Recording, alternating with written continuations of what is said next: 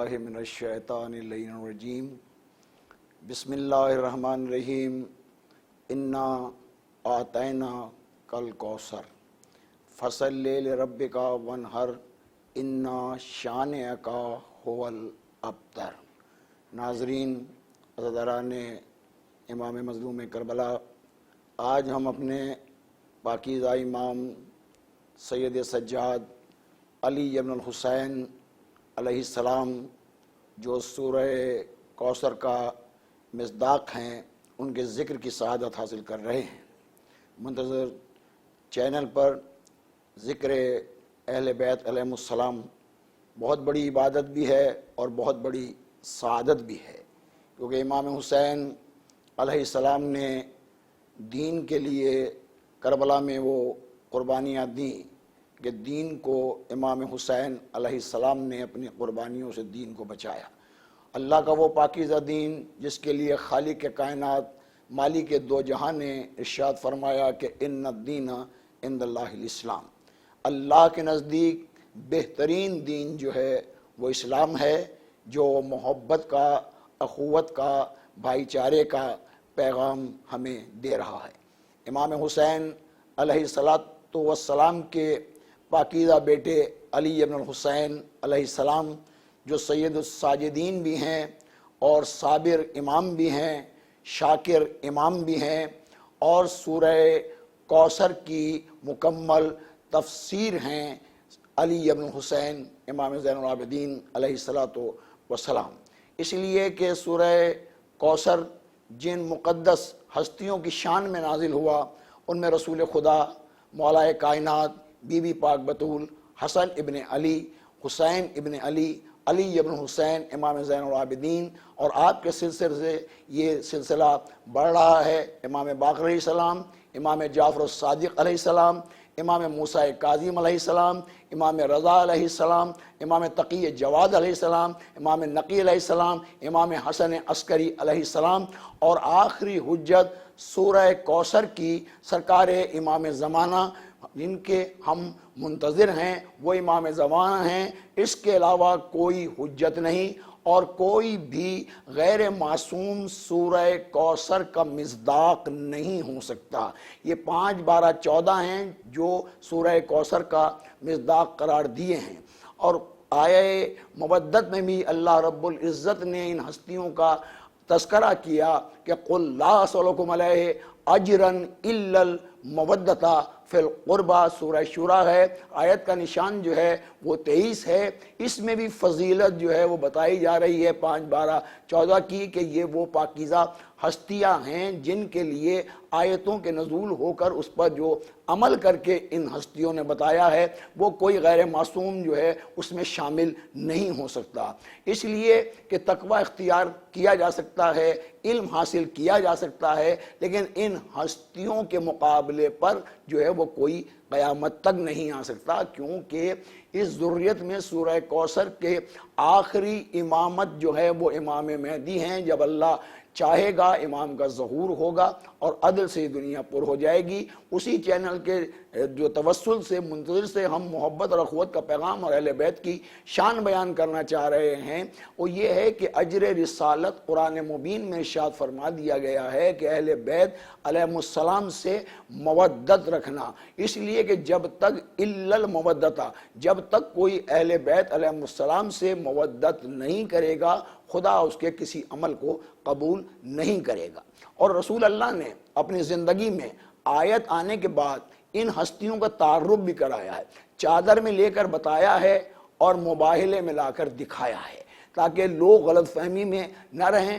اب چادر میں آپ دیکھ لیجئے پنجتن پاک ہیں، رسول اللہ موجود ہیں، مولا متقیان موجود ہیں، بی بی پاک بطول موجود ہیں، ان کے دونوں لخت جگر امام حسن اور امام حسین علیہ السلام۔ یہ رسول اللہ بتا رہے ہیں کہ بس ان کے علاوہ سورہ کوثر کا مصداق اور کوئی نہیں ہو سکتا۔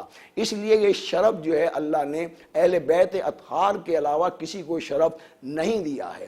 ظاہر ہے کہ ان کی ذریت میں متقی بھی آئیں گے، پرہیزگار بھی آئیں گے، سعادت بھی آگے بڑھے گی۔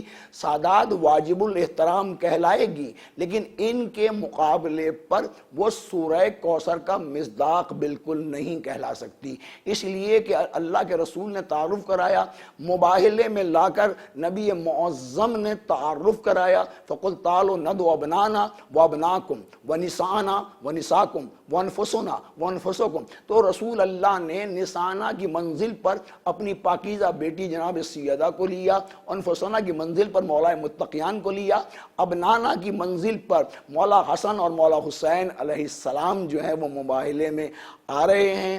امام حسن امام حسین کو دیکھ کر توریت والے نے بھی، انجیل والوں نے بھی کہا کہ اب ان سے مقابلہ نہ کرنا، اس لیے کہ رسول کے ساتھ وہ ہستیاں آ رہی ہیں جنہیں توریت کے اندر شبر و شبیر کے نام سے یاد کیا جاتا ہے۔ یہ وہ محترم ہستیاں ہیں جن کا احترام جو ہے تمام کلمہ پڑھنے والوں پر واجب جو ہے، قرآن کی روح سے واجب قرار دیا گیا۔ تو یہ سلسلہ جو ہے بس اتنا ہے کہ اجر رسالت تو ادا کرنا یہ قرآن کے مطابق بہت بڑی عبادت بھی ہے، بہت بڑی سعادت بھی ہے، لیکن افسوس سے یہ کہنا پڑتا ہے کہ بعد پیغمبر نبی معظم اپنی اطہار کا تعارف بھی کرا کے گئے، چادر میں بتا کے بھی گئے اور مباہلے میں لا کر دکھا بھی گئے کہ ان سے مودت کرنا، ان سے پیار کرنا، اور رسول اللہ ارشاد فرما کے گئے حسین و منی و انا من الحسین، حسین مجھ سے ہے اور میں حسین سے ہوں۔ نبی معظم نے حدیث پاک کے ذریعے بھی سمجھا دیا، اور خراج عقیدت خواجہ غریب نواز نے امام حسین علیہ السلام کا مقام بتاتے ہوئے ارشاد فرمایا کہ شاہ است حسین، بادشاہ است حسین، دین است حسین، دی پناہ است حسین، سرداد نداد در دست یزید، حقا کے بنا لا الہ است حسین۔ امام حسین علیہ السلام حق و صداقت کا امام کل بھی تھے اور حق و صداقت کے امام آج بھی ہیں۔ آپ نے توحید کو بلند کیا، آپ نے نانا کی شریعت کو بلند کیا، اور یہ عہد کیا نانا کے روزے سے کہ نانا میں مدینہ چھوڑ رہا ہوں، لیکن آپ کے دین کو، آپ کی شریعت کو حسین کربلا کے میدان میں عیاں کرے گا، دنیا والوں کو بتائے گا کہ دنیا داری اور ہوتی ہے، دینداری اور ہوتی ہے۔ تو امام حسین علیہ السلام کا مقصد دنیا حاصل کرنا نہیں تھا، اقتدار حاصل کرنا نہیں تھا، اس لیے کہ شریعت محمدی کا مذاق اڑایا جا رہا تھا، یزید مذاق اڑا رہا تھا، لیکن امام حسین علیہ السلام نے میدان کربلا میں آ کر قربانیاں دے کر زمانے والوں کو یہ پیغام دے دیا کہ دین پر سب کچھ قربان کیا جا سکتا ہے، لیکن دین پر کبھی سودے بازی نہیں ہوتی۔ اسی حسین کا بیٹا ہے یہ سید سجاد۔ ظاہر ہے کہ مصائب قیامت کے ہو رہے ہیں کہ امام حسین کے مصائب بڑے قیامت کے مصائب ہیں، کڑیل جوان کا لاشا اٹھانا، لیکن دین کو بچانا، ننھے سے علی اصغر کو ہاتھوں پہ لانا اور سوال پانی کا کرنا۔ تو ظالموں کا پتہ چل رہا ہے کہ ظالم کون ہے، مظلوم کون ہے۔ امام حسین علیہ السلام کم سن بچے کی قربانی دے رہے ہیں، دنیا والوں کو بتا رہے ہیں، اور زمین میں رکھا ہے۔ امام حسین نے مولا علی اصغر کو کہا تم یہ سمجھ رہے ہو کہ شاید پانی میں پیوں گا، تم آؤ اور ایک چلو پانی دے دو۔ لیکن یہ درندگی ہے، یہ وحشت ہے، یہ دہشت گردی ہے جو نبی کے بیٹے کو نہیں سمجھ رہے ہیں، اس لیے کہ مباہلے میں حسن بھی بیٹا ہے، حسین بھی بیٹا ہے۔ تو یہ تمام چیزیں جو ہیں امام حسین علیہ السلام نے حجت تمام کی، کیونکہ اللہ کی حجت امام حسین بن کر میدان کربلا میں آئے، لیکن امت نے خوب اجر رسالت ادا کیا کہ امام حسین علیہ السلام قربانیاں دے رہے ہیں، صبر کا مظاہرہ بھی کر رہے ہیں۔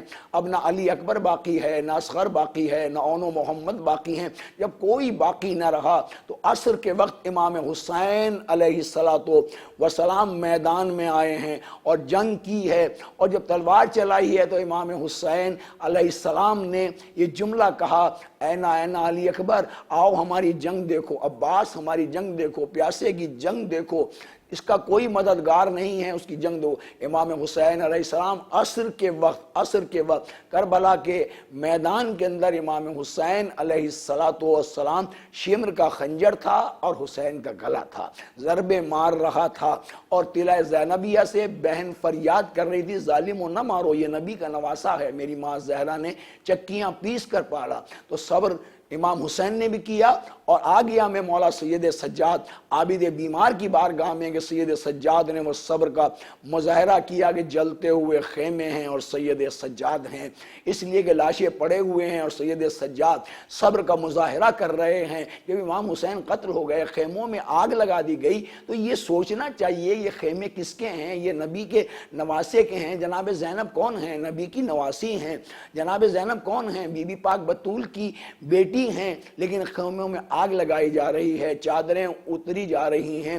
جائیے کہ جناب زینب کے خیمے میں آگ بھی لگائی، اور اس شمر ملعون نے نو کے نیزہ سے جناب زینب کی چادر بھی سید سجاد میرا عابد بیمار، میرا صابر مولا، میرا شاکر مولا سب کچھ دیکھ رہا ہے۔ کیا وقت ہوگا اس وقت کہ جب سید سجاد کے سامنے بابا کا لاشا ہے، علی اکبر کا لاشا ہے، عباس کے بازو کٹے ہوئے ہیں، سید سجاد عابد بیمار صبر بھی کر رہا ہے، شکر بھی کر رہا ہے، اس لیے کہ سجدہ کر کے خدا کی وحدانیت کا سید سجاد عابد بیمار جو ہیں وہ اعلان بھی کر رہے ہیں۔ لیکن ظالموں کے پاس سید سجاد علیہ السلام کو تو آ کر جو ہے وہ تعزیت تو پیش نہیں کر رہے ہیں، بلکہ سید سجاد کے سامنے سید سجاد کی چھوٹی بہن جو 4 برس کی ہے تماچے شمر مار رہا ہے، اور سکینہ ایک ہی جملہ کہہ رہی ہے، کاش میرا چچا عباس ہوتا تو میرے تماچے نہ لگتے، کاش میرا بابا ہوتا، بھیا سجاد مجھے تماچوں سے بچا لو۔ سب کچھ سید سجاد جو ہیں وہ یہ ساری چیزیں دیکھ رہے ہیں، اور سید سجاد صبر کے علاوہ اور کوئی چارہ نہیں ہے میرے عابد بیمار مولا پر۔ اور یہ عابد بیمار مولا 11 محرم کو سید سجاد کے ہاتھوں میں ہتھکڑیاں ہیں، بیڑیاں ہیں، اور سید سجاد کو گزارا جا رہا ہے۔ کیا قیامت گزری ہوگی جب سید سجاد گنج شہیداں سے گزرا اور بابا کے لاشے پر آئے، دونوں ہاتھوں کو جوڑ کر سجاد میرا مولا کہتا ہے بابا مجھے معاف کر دینا، میرے ہاتھوں میں ہتھکڑیاں ہیں، پیروں میں بیڑیاں، بابا نہ میں غسل دے سکتا ہوں نہ میں کفن دے سکتا ہوں۔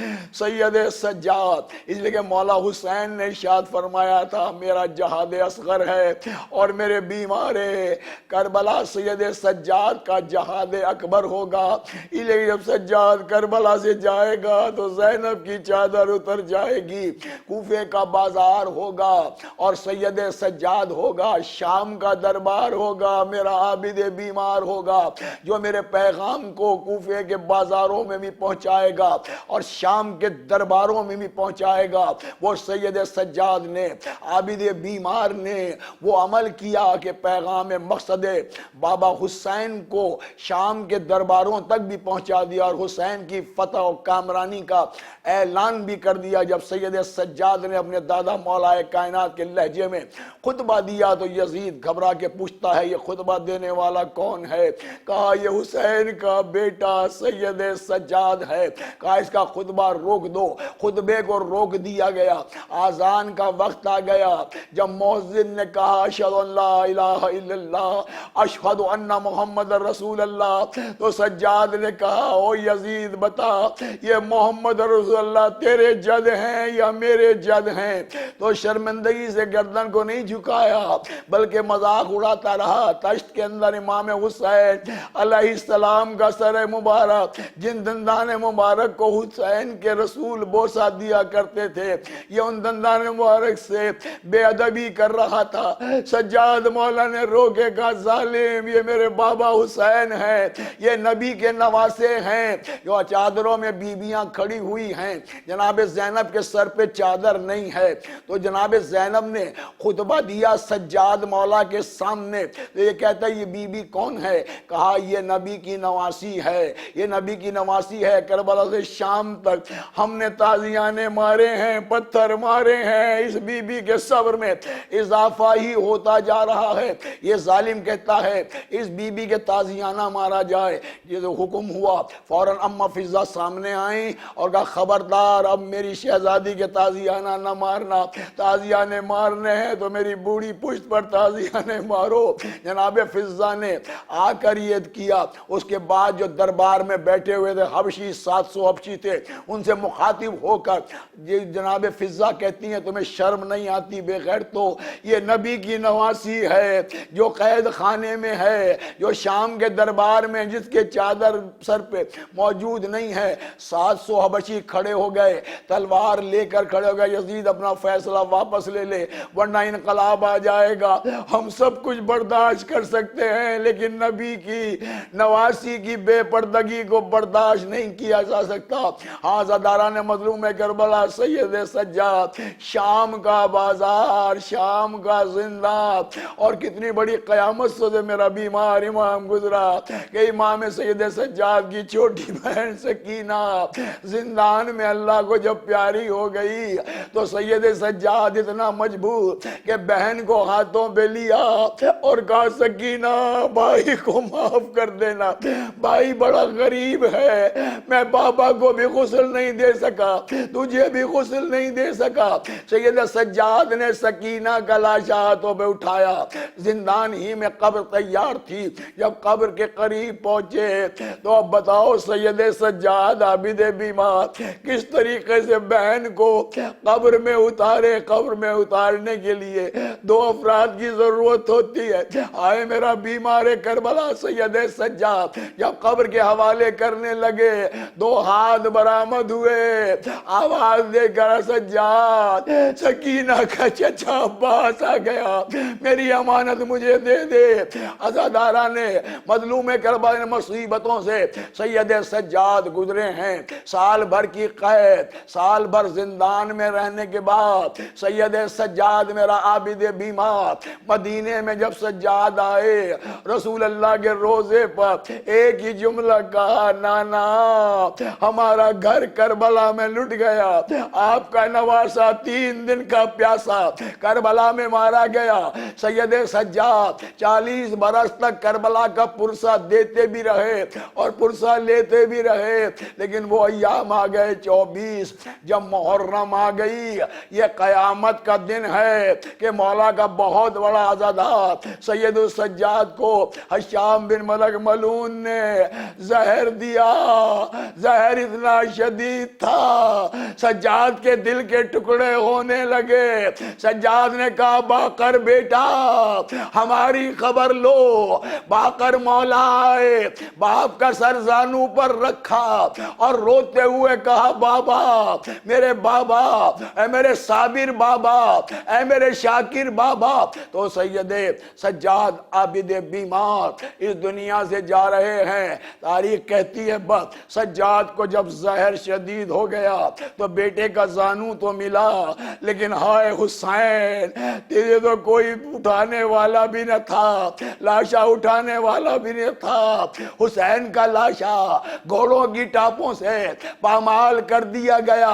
सज्जाद रोता रहा। हजरत इमाम ज़ैनुल आबिदीन सैयदुस साजिदीन को जहर दिया तो मौला ने बस एक जुमला कहा, बाकर बेटा वाह हुसैना वाह गुरबता, हाय मेरा प्यासा बाबा, हाय मेरी फूफी ज़ैना जिसको मैं चादर भी ना दे सका।